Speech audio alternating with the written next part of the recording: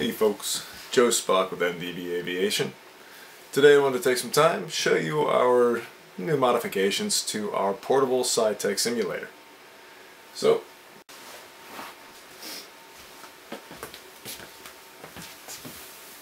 hey folks, Joe Spock with NDB Aviation. Today I want to take some time to show you our new modifications to our portable Saitek simulator. So, we've had the switch panel before. New, we have our FIP. Let's go ahead and turn our master on. Get this to go ahead and auto correct itself here. We're using the digital warn for the airspeed, altitude, attitude, heading, vertical speed, and also annunciations. We got gear, flap, speed, brakes, but it will not tell you how many flaps out or how much of the speed brakes are out. Really simple to use. However, on X-Plane, we are using X-Plane 10 64-bit. We're using the free plugin from xplane.org for the FIP panel. And you can actually plug in different checklists that you'd like to use for each aircraft you're using on X-Plane 10. Makes it really nice and handy here. And you can actually cycle through each warn. So that way, instead of having something paper with you, you can actually turn it into a digital format. Or if you prefer paper, go ahead and do the paper. Really what you prefer. We can cycle through the instruments. We have RPM, fuel quantities, oil pressure, CHT, manifold pressure. We also have flap settings here. It kind of guesses sometimes, so depending on what kind of airplane you're flying, you're going to get this reading, but it may not be the exact reading for that airplane. So keep in mind there are still limitations to this free software, but it's still better than nothing if you plan to practice and have something that, instead of having to have the cockpit view, you have something else. So, cycling through more, we have a couple different OBSs we can use. All of them communicate via the plugin, via X-Plane 10. However, between the plugin that runs the FIPS and the plugin that runs your radio panel, multi-panel, and switch panel, these two will not communicate. So if you change the course on your Autopilot on the multi-panel, it will not communicate with one of the OBSs on here. I will contact the makers of the plugins and ask if there's any way they could communicate and correct that, but I don't know what the future holds for that. Cycling through, we have our turn slip coordinator, vertical speed indicator, altimeter, another attitude indicator, airspeed indicator, back to our checklist, and to our digital here. New addition, we have our TPM module here. TPM works great, push-pull, just like regular Cessna would be. Have our throttle programmed here, we have our prop programmed here, mixture, and we have our switches out here programmed, but there is something everyone needs to know about the switches.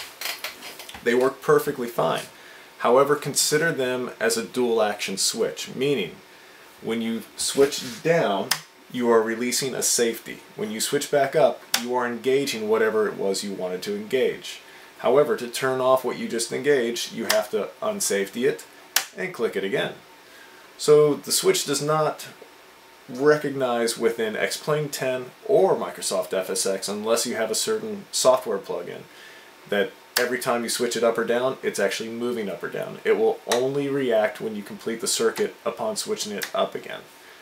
Works great with a couple different things. So right now we're flying the Coronado 210 on X-Plane 10, 64-bit. And it doesn't have an ejection seat, but if we wanted to, I program one of these switches to be ejection. So if I'm flying the stock F-22, F-4, Saab Vegan, I can eject in a certain situation. Nice to have, kind of fun to play with, but at least with that switching down before I switch back up, I haven't ejected yet. So there are some nice functions to that, but depending on what you're trying to program these switches to do, it can be frustrating. But they do work, which is nice. Coming back across, all this is set up to go. We have our masters on. Turn on our fuel pump to get some fuel in the cylinders. Turn it back off. And we're going to switch to our exterior view.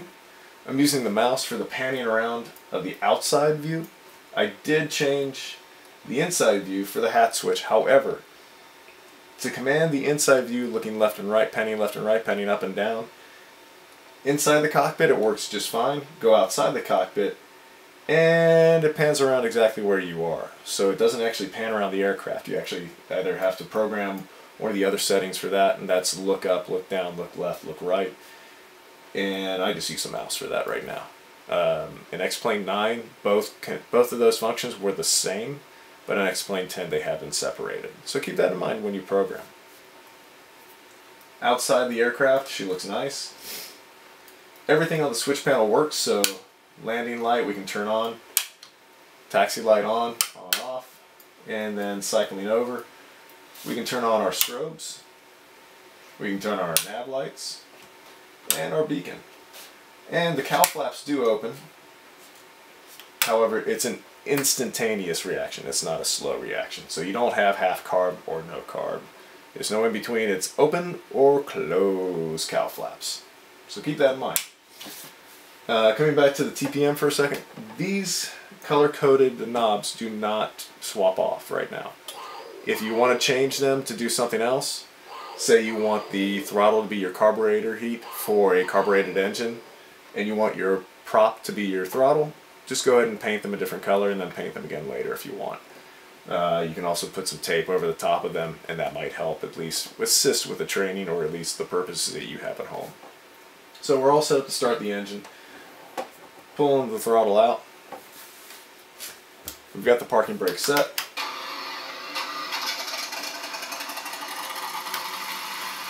One thing to note about the switch panel, it works great. However, when you go to start, it is not spring-loaded to spring back.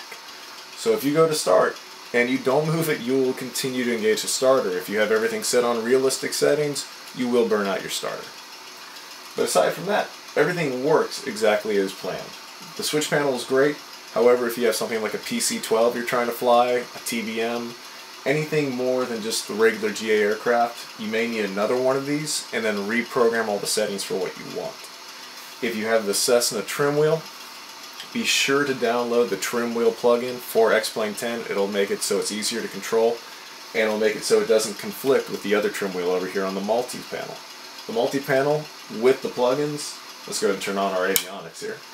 So avionics on, everything's easy to set and use. Autopilot works as an autopilot should, but it is a very generic autopilot.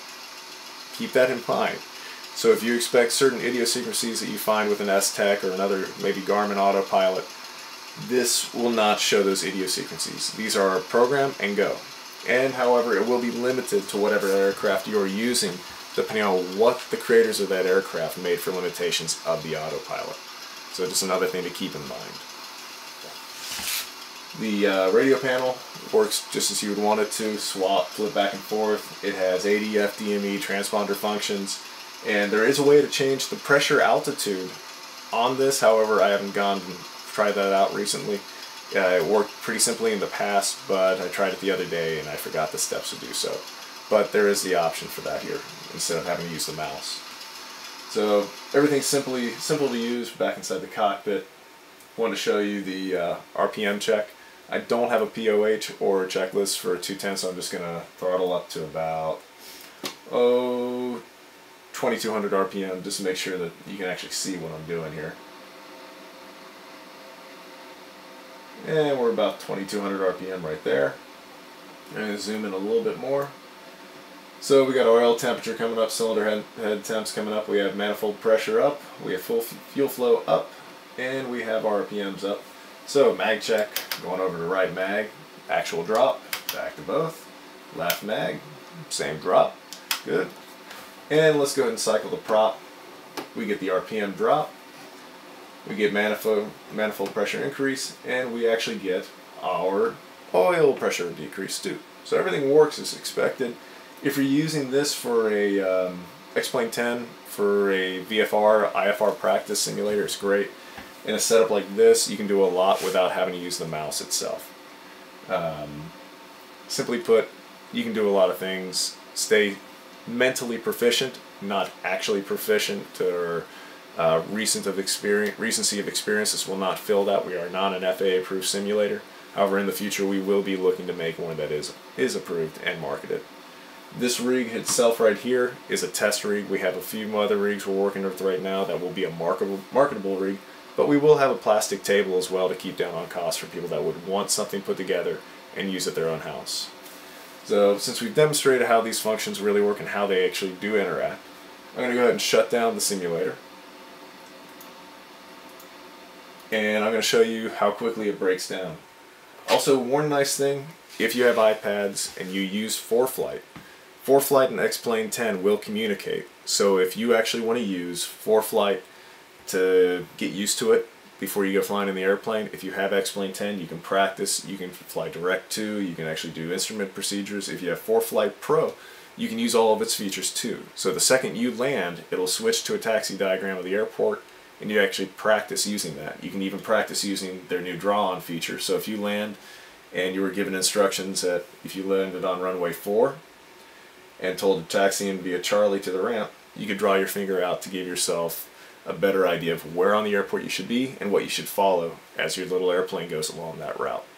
It would really help out with other airports, and if it's two pilots flying together, one can go ahead and start drawing out your taxi instructions, and then you guys can follow it and hopefully avoid any runway incursions or other problems out there. So, with that shown, I'm going to put this down, and we're going to break this down real quick. I'm going to fold it up to show you how easy it is to take down. We're not going to shut down the computer or anything.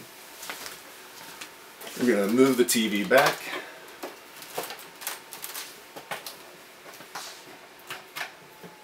Go ahead and unhook a couple cables here. And since the rudder pedals are separate, we're going to go ahead and unplug them now. Slide a couple of these things back. Move the laptop. Move our mouse. And carefully but securely grab the table, rotate down. There it is. Here you can see the bottom of the table itself. You can see we're using a 7-port USB hub. Use it, it's from Belkin, it's powered. Move this chair back a little bit for us. And break down. Simple, easy, fast. Sorry for the loud noises, I'm sure that doesn't sound great. There's one side. Move it off the rudder pedals. Slide it over a little bit. And here's our other side.